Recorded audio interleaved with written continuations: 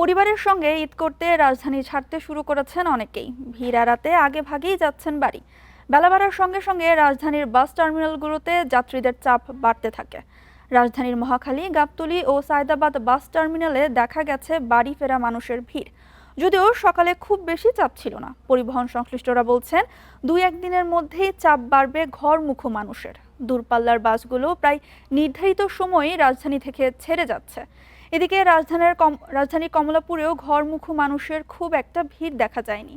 এখন পর্যন্ত কোনো শিডিউল বিপর্যয় নেই ট্রেনে।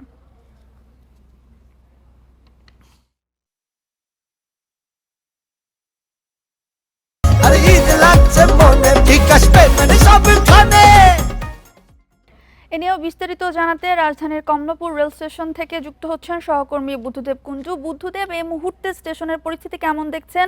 যাত্রীদের ভিড় কতটা জানাবেন?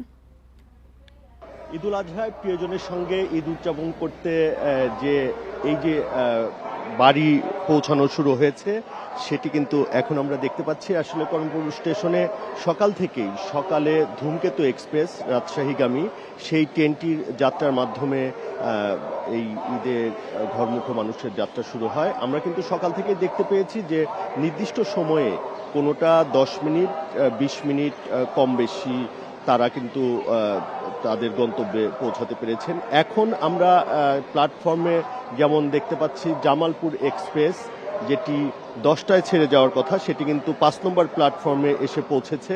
একতা এক্সপ্রেস যেটি 10টা 15তে ছেড়ে যাওয়ার কথা সেটিও কিন্তু 7 নম্বর প্ল্যাটফর্মে এসে পৌঁছেছে এবং কিশোরগঞ্জ এক্সপ্রেস কিশোরগঞ্জ অভিমুখে যেটা যায় 10:30টায় সেটিও 4 নম্বর প্ল্যাটফর্মে যাত্রীর জন্য অপেক্ষা করছে। অর্থাৎ আমরা যদি বলি যে এখন পর্যন্ত ট্রেনের কিন্তু শিডিউলের কোনো ধরনের বিপর্যয় ঘটেনি, নির্দিষ্ট সময়ে মানুষ তাদের গন্তব্যে যেতে পারছে।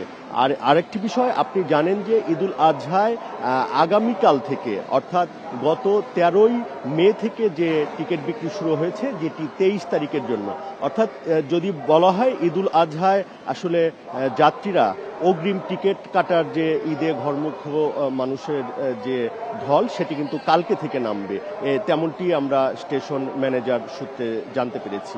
একটি তথ্য দেই যে প্রতিদিন কিন্তু আন্তনগর ট্রেনগুলোতে 35 থেকে 65 হাজার যাত্রী যাতায়াত করে এই কমলাপুর স্টেশন থেকে।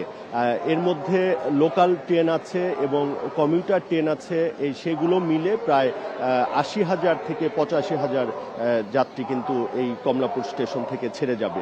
অর্থাৎ আগামীকাল যেটা শুরু হচ্ছে 23শে মে, এভাবে একদম ঈদের আগের দিন পর্যন্ত কমলাপুর স্টেশন থেকে বেশ কয়েক জোড়া অগ্রিম যে টিকেটের যাত্রী তাদেরকে টিকিট দেওয়া হয়েছে।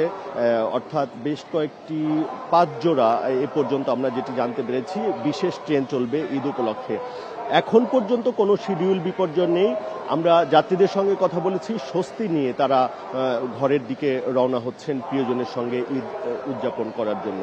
আর আরেকটি বিষয়, এবার শতভাগ অনলাইনে টিকিট যেটি কয়েক বছর ধরাই হচ্ছে, এই জন্য যে টিকিটের জন্য ঘন্টার পর ঘন্টা দাঁড়িয়ে থাকা বা ভোরে এসে সারাদিন দাঁড়িয়ে থেকে টিকিট পাওয়া সেরকম কিন্তু ঝক্কি ঝামেলা এবার নেই।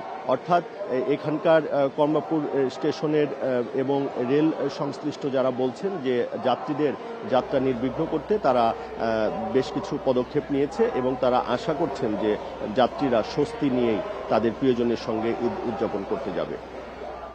রাজধানীর কমলাপুর রেল স্টেশন থেকে বিস্তারিত জানাচ্ছিলেন সহকর্মী বুদ্ধদেব কুঞ্জু।